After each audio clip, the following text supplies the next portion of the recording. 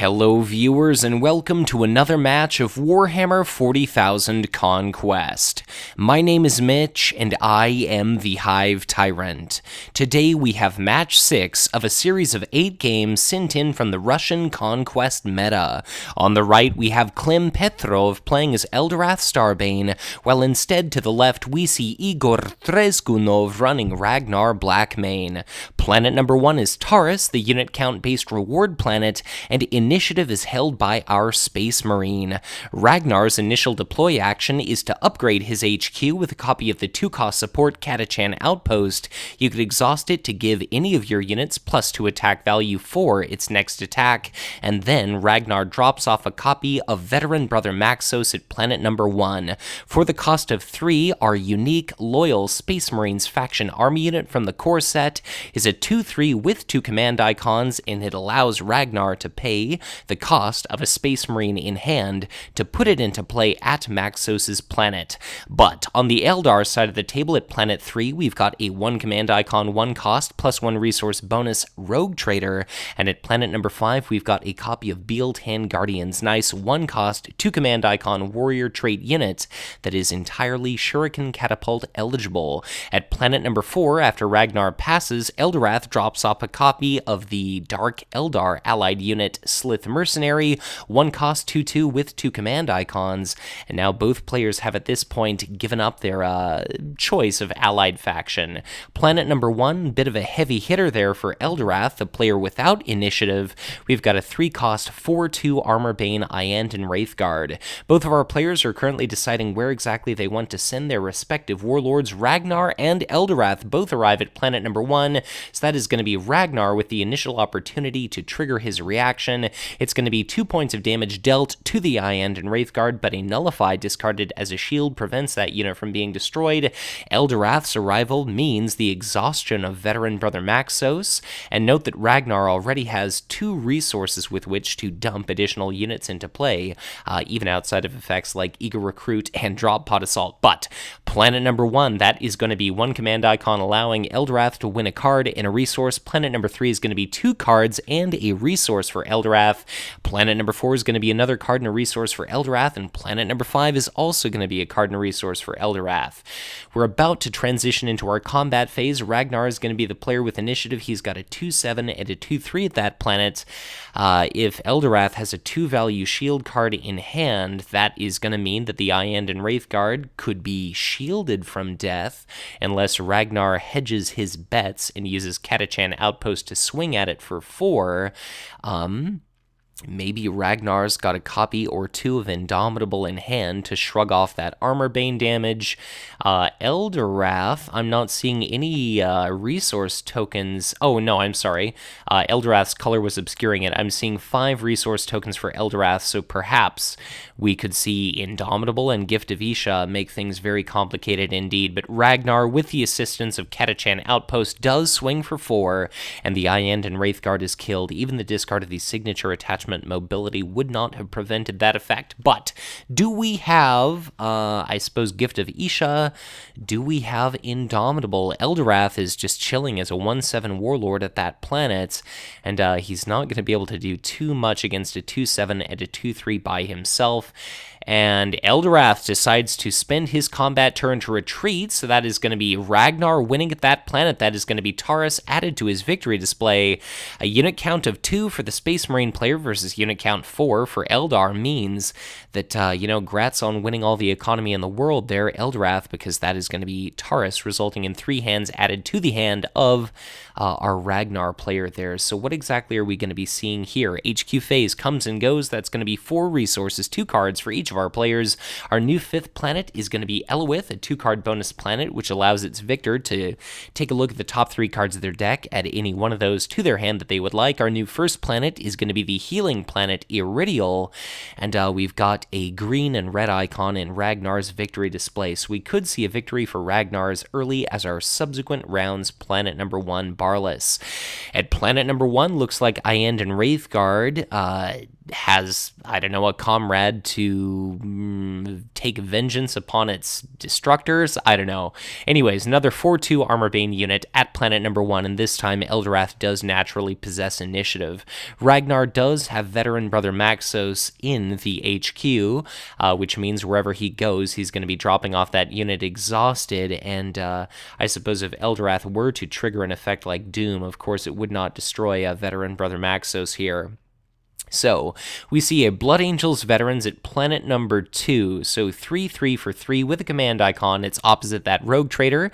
The Rogue Trader is promoted, so it gets +2 command icons. The Blood Angels Veterans is promoted, and now we've got a copy of the Bloodied Reavers at planet number 2, so a 2/2 Warlord Friend for the cost of 2, and it's going to be swinging for 4, provided that a Warlord shows up at that planet.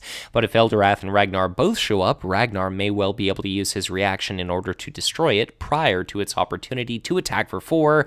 That Blood Angels Veterans, provided it is dealt damage while it's still ready, it shaves off a point thereof. And now what exactly are we going to be seeing? That Iandon Wraithguard at 1 is kind of preventing Ragnar from going after his earliest possible victory conditions, so he may well have to recalculate. If he allows planet number 1 to go to the Eldar player, he'd have to pick up planet number 3 and 4 to end up winning. And what exactly are we going to be seeing from Eldorath?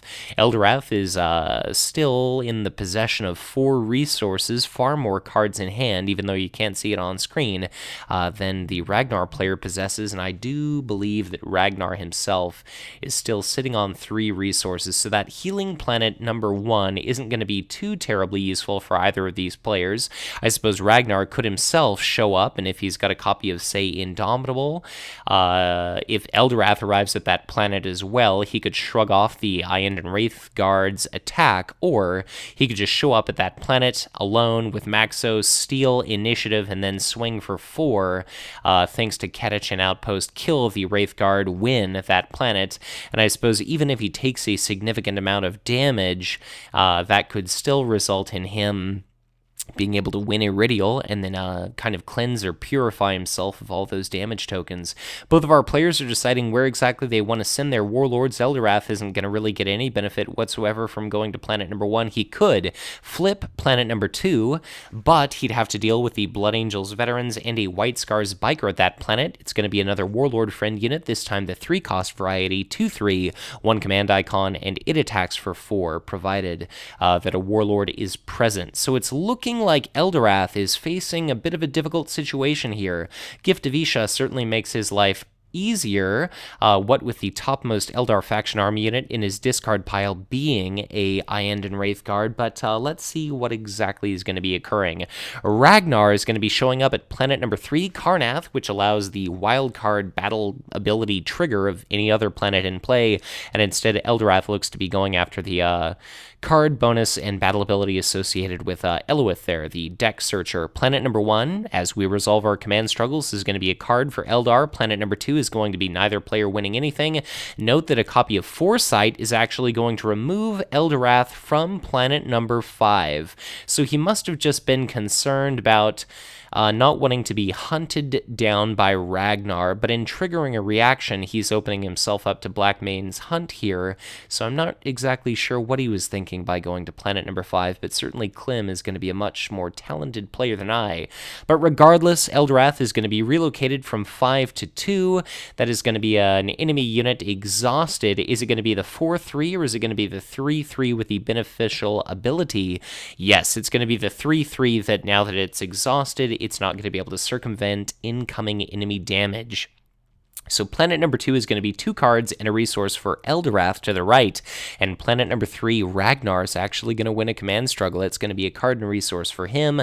No Blackmane's Hunt into Primal Howl or anything along those lines. Planet number 4 is going to be another card and a resource for our Eldar faction player, and now going into combat, looks like it's just going to be 1 lone resource token for Ragnar, enough for an Indomitable, but I cannot imagine that he may need it. So planet number 1 is going to be captured by the Eldar player. That's going to be a material, strong point, and technology icon added to his victory display. So now 2 more icons of any kind, he'd be able to win the game. His earliest possible victory condition is currently going to be planets, Planet 4, provided he picks up Karnath. We're going to be seeing battles at Planet 3 and Planet 2. So Eldorath's presence at Planet number 2 is going to make things very interesting indeed. Bloodied Reavers swings for 4. They're going to be attacking the Blood Angels veterans, which is already exhausted. Curious that they would not attack the White Scars Biker. Does that give away that Eldorath has perhaps an Archon's Terror in hand in order to forcibly remove the unit from the premises of Boundless there? So the Blood Angels veterans, are we going to be seeing a 2 shield card discarded to preserve it? Or are we instead going to be seeing an Indomitable used to save it? Looks like that's going to be a copy of Indomitable played for 1 resource. That 4 damage is going to be dropping to 0. And now it's going to be the opportunity for the Space Marine player to attack unless... Okay, interesting. We see a copy of Subdual, which is going to be returning Katachan Outpost to the top of Igor's deck. So interesting that we would actually see that effect, and then I guess on top of that, so Subdual returns Katachan Outpost to the top of the deck, and then Archon's Terror removes the White Scars Biker from that planet. So I guess we didn't want Ragnar to have the opportunity to attack for 4, or we just wanted to clog his hand. Eldorath takes a swing prior to the end of the combat round. That's 1 point of damage dealt to the exhausted Blood Angels veterans. At the end of combat, the veterans retreat, and that is going to be Boundless's battle ability activated. That is going to be 1 card forcibly randomly discard from Ragnar's hand. It's a copy of Blood Angels veterans. So interesting to note, Ragnar's not been winning a large number of command struggles. He hasn't been drawing into a lot of cards, and he hasn't really been getting a lot of resources either. So having to redraw and subsequently replay that Katachan Outpost is a bit of a blow to Ragnar for sure, and then Ragnar himself takes the opportunity to swing and destroy that Slith mercenary. So even without the assistance of the Outpost, he handily removes that from play. Veteran Brother Maxos remains stranded at that planet, and now we go through another HQ phase. So once again, our players draw 2 cards. They acquire 4 resources respectively. We see our new last planet, Planet 5 or 7. It is Ossus 4, the Steal a Resource planet. Planet number 1 is going to be Boundless. Again, that is the forced random discard planet. And so far, in regard to victory displays, it's going to be a red and a green icon for Ragnar, and it's going to be an icon of each kind for Eldorath. So, for either of these players, looks to be if Eldorath or Ragnar pick up planets 2 and 3, that will be the game for them. But let's see what exactly they decide to do. Initiative is once again going to be in the possession of our Space Marine. I believe he's only got his 4 resources, and wherever Ragnar goes, he's going to be showing up with a copy of an already exhausted White Scars Biker and exhausted Blood Angels veterans that has a promotion that is going to be doing absolutely nothing. Interesting enough, we have a copy of Veteran Barbarous played during deploy for every resource Ragnar possesses. It's going to be, when it enters play, deal 2 points of damage to an enemy army unit that is not of the AM, SM, or Chaos factions, so that Bealtan Guardians is going to be destroyed, and our Space Marines got a 2/4 with 2 command icons, having taken up residence at that planet, and akin to Veteran Brother Maxos, it's going to be another instance of a unique unit that cannot be subject to Archon's Terror. So here we go. This is going to be that economic stranglehold really put on by Eldorath. Planet 5 and 3, we've got Void Pirates, 1 command icon, 1 card bonus. Planet 4, we've got a Rogue Trader. Planet 3, we have another copy of Bealtan Guardians, and planet number 2 is going to be a copy of Slith Mercenaries. So if if, let's say, both of our players were to send their warlords to planet number 2, that would be a command struggle 1 on every individual planet by Ragnar. But what exactly is Ragnar going to do? He'd like to win planets 2 and 3 before this economic disparity becomes insurmountable. For Eldorath, he's going to want to try to choke out his opponent, so he doesn't really have a formidable combat presence at any planet. Even planet number 1 is fairly lightly populated, but just something to bear in mind now is the topmost dead Eldar unit is going to be a copy of Bealtan Guardians, so wherever Eldorath goes, he's going to have a wounded Iandon Wraithguard showing up adjacent to him, but he's maybe got Archon's Terrors in hand, but there are unique units to contend with, and I guess he'll just have to get some resources and see what happens when it comes to being able to maybe Gift of Isha resurrect a unit into play here. Ragnar shows up at 3. Eldorath also shows up at 3. Initiative for activating reactions is going to be upon Ragnar. I can only imagine he's going to be dealing damage straight to that Iandon Wraithguard, which is already wounded. But what exactly are we going to be seeing here? Eldorath is going to have to pick and exhaust a unit. I can only imagine it's going to be Veteran Brother Maxos, and it looks like instead Ragnar decides to kill that Bealtan Guardians. So at planet number 1, that's going to be a couple of cards and a resource for Eldar. Planet number 2 is going to be nothing for either player. Planet number 3, because of Eldorath having 1 command icon, he's going to get 2 cards and a resource from that planet. Planet number 4 is going to be a couple of cards and resource for Eldar, and planet number 5 is going to be a card and a couple of resources for Eldar. So Eldorath is doing very, very well in regard to income of cards and resources, but he doesn't really have the kind of combat presence that Ragnar can bring to the table, so he could maybe just try to win through blocking his opponent's victory condition as long as possible, but now we've got a small stockpile of resources for Eldar, and we're not going to be seeing any resources whatsoever for our Space Marines. So planet number 1 is going to be captured by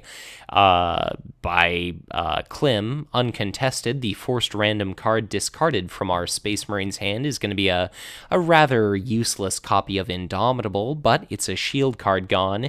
And now, much more interestingly, we're going to see combat break out at planet number 3. So initiative is in possession of our Space Marines faction player. Ragnar is only a 2/7, but he's going to be able to quite handily kill the Iandon Wraithguard, but if he does so, he's going to risk a copy of Gift of Isha. So is he going to be directing all of his firepower at that army unit, or instead is it going to be Eldorath himself?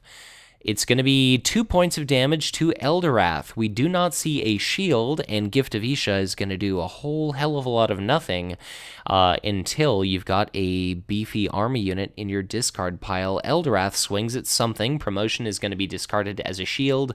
I can only imagine his target was going to be the Blood Angels veterans there.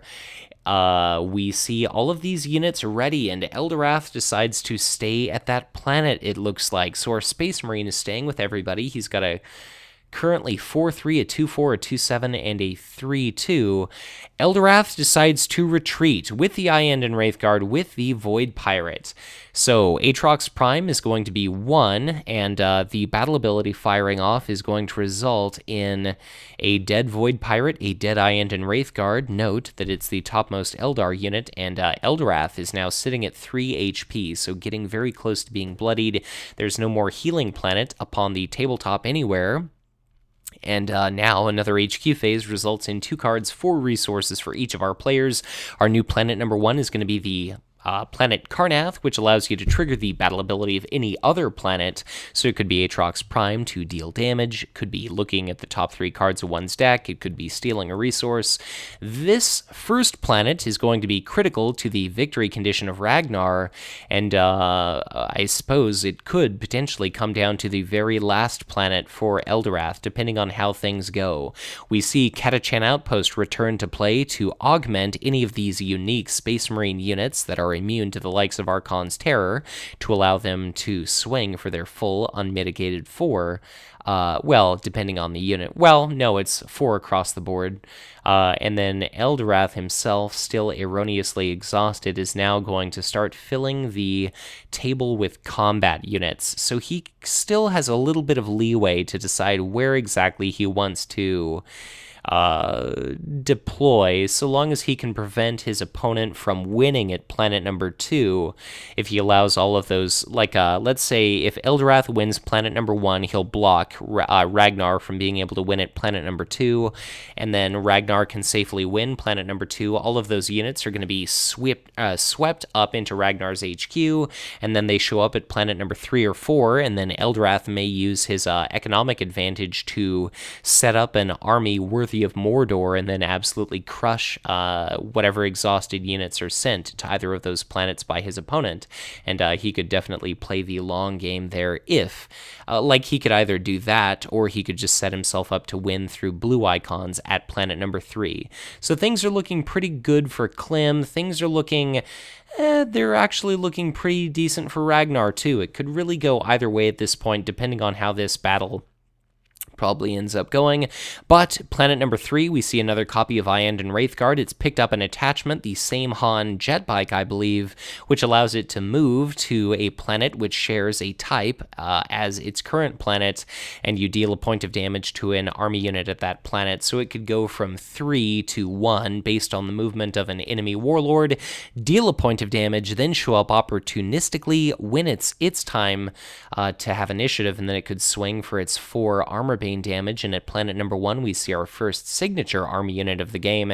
It's going to be Starbane's Council, 3/3 for 3 with a command icon, and of course, when it has the luxury of attacking an exhausted unit, then that is going to be a +2 attack value, so 5 is going to be awfully difficult to shirk off, and it's not like Ragnar's been drawing enough cards to get a large volume of, Indomitables and whatnot, but Ragnar shows up at 4 to block off a Void Pirate. Eldorath shows up at 2 to deny a command struggle. Planet number 1, 3 command icons results in Eldar getting a card and a resource. Planet number 2 is going to be Eldorath denying a card and a resource, but at the cost of triggering a battle ability by his opponent.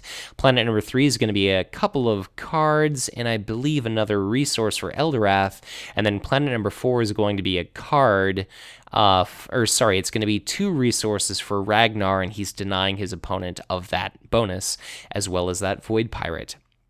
So at planet number 1, what exactly are we going to be seeing? It's going to be the initiative of Eldorath.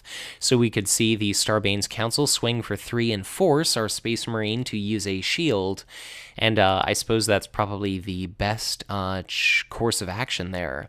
We see another copy of Subdual, which is going to be bouncing that Catachan outpost back to Ragnar's hands. That is going to be twice that he has been card blocked by having to redraw the same outpost in a very, income limited game, and that's 4 resources he's essentially wasted on that same support. So that is pretty brutal. Slith Mercenary at 1 is going to be taking a swing at Veteran Brother Maxos, and it looks like we're just setting Maxos up to be annihilated by the killing blow of Starbane's Council. So this is maybe to bait out not a shield, but rather to bait out Indomitable.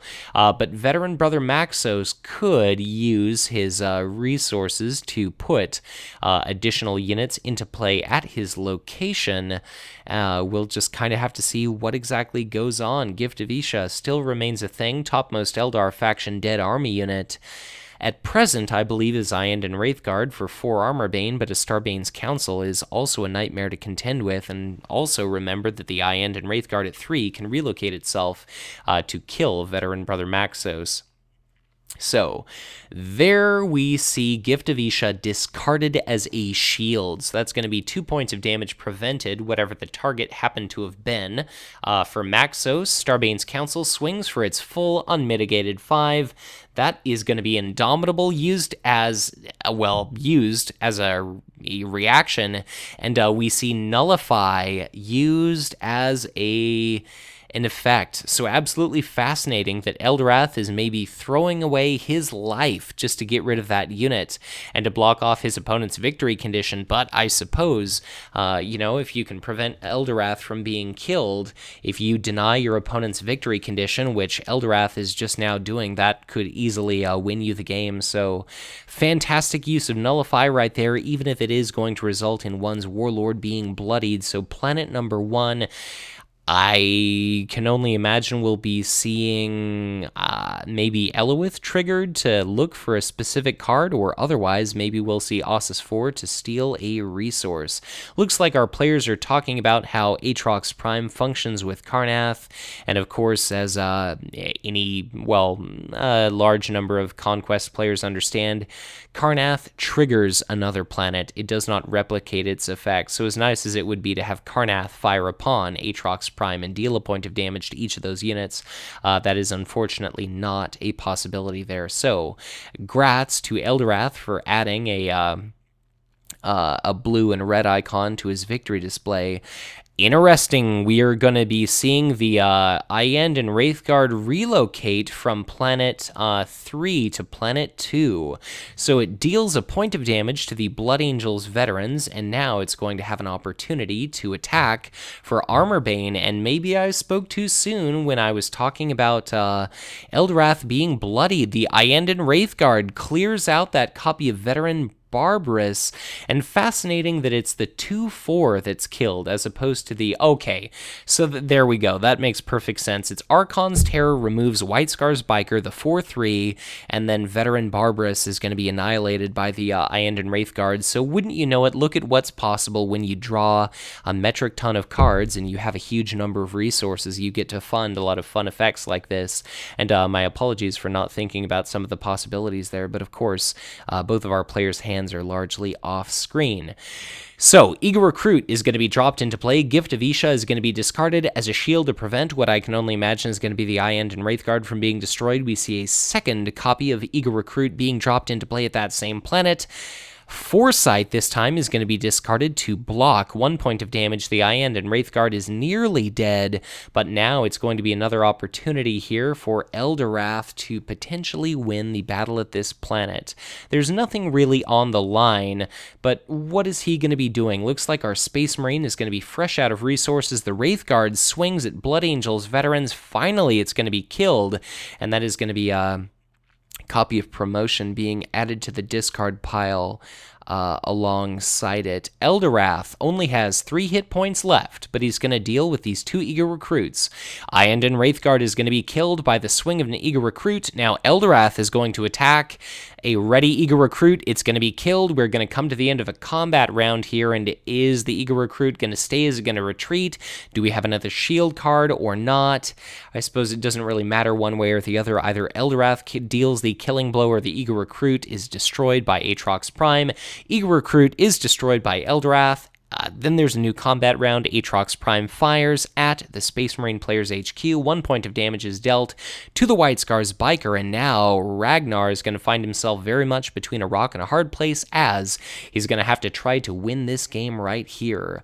So, unless my eyes deceive me, that is going to be 2 blue technology icons in the victory display of Eldorath Starbane, and my, how the tables have turned. So I thought that Eldorath was going to have to pick and choose his battles relatively carefully, allow this current first planet to be won by the Space Marine, but it looks like, the space GPS is recalculating, because Eldorath may well be able to win at planet number 1, depending on how many units he can drop off at that planet during deploy.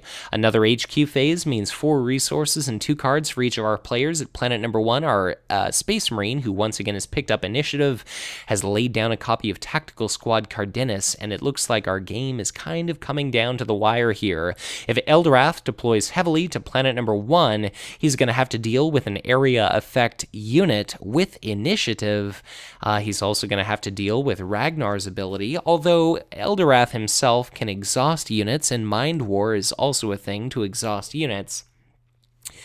Interestingly, Eldorath has the gall and audacity to play a 3/1, 2-command icon, 2-cost Incubus Warrior at planet number 1, and normally when you're facing Area Effect 1, you don't want to play a huge number of 1 HP units, but, you know, Klim is his own man, and he's an adult and can make his own decisions now that he's out of the house, but let's see what occurs. Another copy of Tactical Squad Cardenas has joined their battle brethren at planet number 1. We've got a copy of Bealtan Guardians residing at planet number 3, and for Ragnar to win this game, it's looking like he's going to have to win by the last planet. He could pick up another red icon at 1, but even if he picks up planets 1 and 2, that's going to be insufficient to allow him to win the game. Planet number 1, Incubus Warrior, is now promoted. 4 command icons trumps 2, and where is Eldorath going to be going? I could only imagine that Eldorath is perhaps going to be showing up at planet number 2. Perhaps Ragnar is going to be doing the same thing, but if Ragnar does not go to planet number 1, then he is going to be risking losing the game. So which player is going to do what? I've lost track of what the topmost Eldar faction unit is for Eldorath. I can't recall if it's an Iron and Wraithguard or what it happens to be, but Eldorath is going to be showing up at planet number 2, and then at planet number 1, that is going to be Ragnar. So for command struggles, that's going to be a card and a resource for Ragnar. Planet number 2 is going to be 2 cards and a resource for Eldorath, and it looks like he's going to be giving up planet number 1 and then just dealing with all those exhausted Space Marine units on his own terms. Planet number 3 is going to be another couple of resources here for our Eldar player, and now we'll have to see if during the following round our Eldar player is holding on to a copy of Doom, because how funny would it be to get rid of, you could say 7 resources and 3 cards worth of army units, all at the cost of, just 4 resources and a card. But what exactly are we going to be seeing in regard to combat? Spoiler alert, Ragnar takes a swing. Incubus Warrior is presumably going to be annihilated, but is that going to be the case? Is that not going to be the case? Kind of remains to be seen. Are we going to be seeing a 2 shield value card used akin to Empower or anything like that? We've seen no Primal Howls or Crushing Blows, no Drop Pod Assaults, no Elysian Assault teams, no Sanctioned Psychers or Eager Recruits, anything along those lines. But that is Incubus Warrior destroyed, and that is going to be a planet added to the victory display there for our Space Marines. So Aatrox Prime is going to be firing at our current planet number 2. That is a dead Rogue Trader, I believe it was. Bloodied Reavers takes a point of damage. Slith Mercenary takes a damage. Eldorath takes a damage. Starbane's Council takes a point of damage. And now, I guess we just sit and wait for Doom. Klim is going to have a chance here to look at the top 3 cards of his deck, add one of those to his hand of his choice, and I suppose we'll have to see what exactly he picks. And owing to the nature of this game, there's no way of knowing for sure, but at the very least we can maybe experience whatever he drew firsthand without the knowledge of what exactly it is. So we're gearing up to move into an HQ phase. Looks like he's maybe selected a card, and it's all going to come down to this little battle here. We see a Same Han Jet Bike discarded to block damage dealt by Aatrox Prime, I believe, so perhaps my talking of Eloith, yes, was indeed a little bit premature. Our player was trying to decide what exactly he wanted to discard, just to get some additional tools at his disposal here. So Eloith did add a card to Eldorath's hand, and now another HQ phase, potentially the last HQ phase of the game. That is going to be 4 resources and 2 cards for each of these players. It's going to be a Slith Mercenary, Bloodied Reavers, and a Starbane's Council, all set up at planet number 1 to assist Eldorath in winning the game. It's going to be those 2 tack squads with Area Effect 1 showing up already exhausted. Eldorath is still hale, so if he arrives at that planet, he's going to be able to exhaust a unit, but if he shows up and Ragnar shows up, that may enable Primal Howl. It may also enable Ragnar to do something unthinkable, like destroy a 4-2 Bloodied Reaver, or possibly 5-2 Starbane's Council. So Eldorath, I believe he's got, if that teal resource token counts as 3, then maybe he's got a large number of resources, but we'll just have to see what exactly happens. Catachan Outpost makes its return appearance on the battlefield here. We see 2 Warlock Destructors at planet number 1, making it all the more difficult for our Space Marine to deal with. Warlock Destructors, of course, 2 cost, 3/4, 1 command icon, and we've got an Imperial Fist's Devastators at that same planet there. So the Devastators are a 2 command icon, 4/3. When they're deployed to a blue planet, you can destroy a location trait support, but good luck doing that when there's no, eligible target. So we've got another 2 copies of Bloodied Reavers at planet number 1, and that is going to be a whole hell of a lot of opposition to chew through for poor Ragnar here.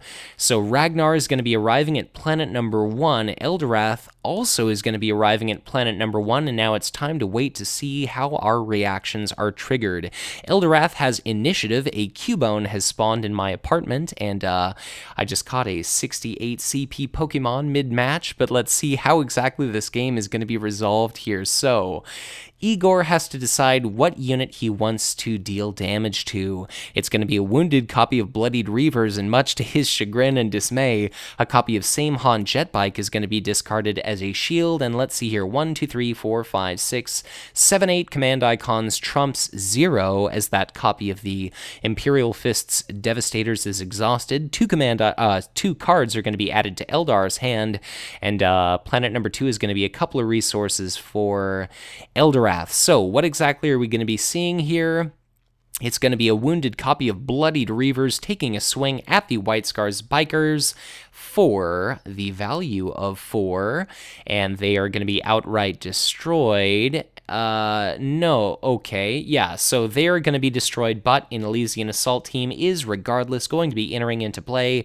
It's going to be an unexhausted, entirely ready army unit, and that means Ragnar may get to attack with more than just his Warlord at this battle. So what all are we going to be seeing? The Go servers are back online, and I just caught a Paris as well, and now it's going to be that Elysian Assault team potentially taking a swing at something for up to 4. If the Catachan Outpost is going to be used to augment it, looks like that may well be the case, but are we going to see a copy of Archon's Terror remove it from that planet? Looks like the answer is no. Starbane's Council is going to be the targeted recipient of that effect.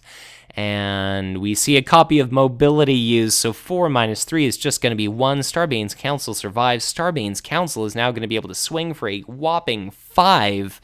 Is it going to kill the Imperial Fist Devastators or Tax Squad Cardenas? Yeah, Tax Squad Cardenas is going to be annihilated by that effect, and now it's all going to come down to Ragnar. What exactly is he going to be taking a swing at? It's going to be up to him. He's going to deliver a blow at a copy of Bloodied Reavers, perhaps. It's going to be outright killed, so at least he's getting some high-efficiency attacks outgoing. Slith Mercenary swings, kills the Elysian Assault team.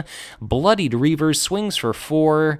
Tactical Squad Cardenas, and that is going to be the GG right there, so congratulations to Klim Petrov for managing to win this match, but regardless, a very well-played game by Igor Treskunov as well. So a tremendous thank you to Anton Elizarov on behalf and to the entirety of the Russian Conquest LCG community for affording me the opportunity to commentate this game. It ended up being a hell of a match, and man, that Eldar economy definitely got away from our poor Space Marines. So, my dear viewers, thank you as always for watching another commentated gameplay video here. If you enjoyed this content, hit the like button, share this video, engage with me on social media. I'm the Hive Tyrant on Facebook, and I'm obviously on Twitter. If you ever have any inclination whatsoever to support my ongoing endeavor to continue to cover Conquest LCG, I would humbly encourage you to investigate making a small contribution to my Patreon page. But as always, thank you once again for watching, and be sure to check back in again soon for much more Conquest LCG content to come.